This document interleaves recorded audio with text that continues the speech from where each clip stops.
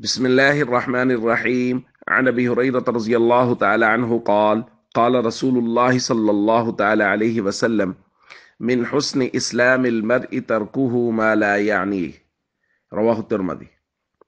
نبی کریم صلی اللہ علیہ وسلم نے ارشاد فرمایا، کسی بھی شخص کے اسلام کی خوبی یہ ہے کہ وہ لا یعنی اور فضول باتوں کو چھوڑ دے۔ دوستو، ہم بات کر رہے ہیں ایمان اور اسلام کے متعلق، اور بات چلی تھی کہ جس کا اسلام خوبصورت ہو جائے اس کی ایک نیکی 700 گنا تک ثواب رکھتی ہے۔ اور نبی کریم صلی اللہ علیہ وسلم کی یہ حدیث جو آج بیان کی گئی، اس میں اسلام کی خوبصورتی کا ایک پہلو بیان کیا گیا ہے۔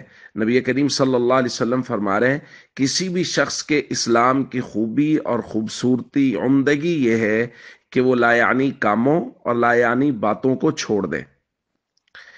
ایک دوسری روایت میں نبی کریم صلی اللہ علیہ وسلم نے ارشاد فرمایا ہے، من کان یؤمن باللہ والیوم الآخر فلیقل خیرا او لیصمت، کہ جو اللہ اور آخرت کے دن پہ ایمان رکھتا ہے وہ یا تو خیر کی بات کرتا ہے یا پھر وہ خاموش رہتا ہے۔ اس کو چاہیے کہ وہ خیر کی بات کرے یا وہ خاموش رہے۔ تو لا یعنی گفتگو سے، لا یعنی کاموں سے بچنا۔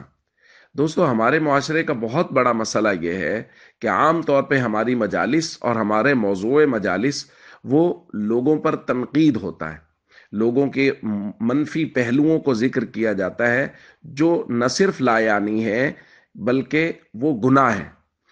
اس لیے ہم سب کو چاہیے ہم اپنے کاموں کو بھی اور اپنی گفتگو کو بھی ایسا بنائیں جو ہمارے لیے با مقصد، اس میں ہمارا دنیاوی فائدہ ہو یا اخروی فائدہ ہو۔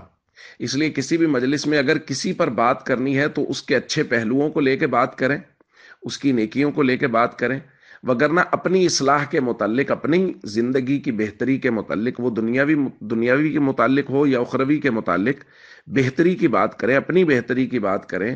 ایسی بات نہ کریں جو فضول ہو، اور ایسے کاموں سے بھی بچیں جو فضول ہو۔ یہی ہمارے اسلام کی خوبصورتی کا پہلو ہے۔ السلام علیکم ورحمۃ اللہ وبرکاتہ۔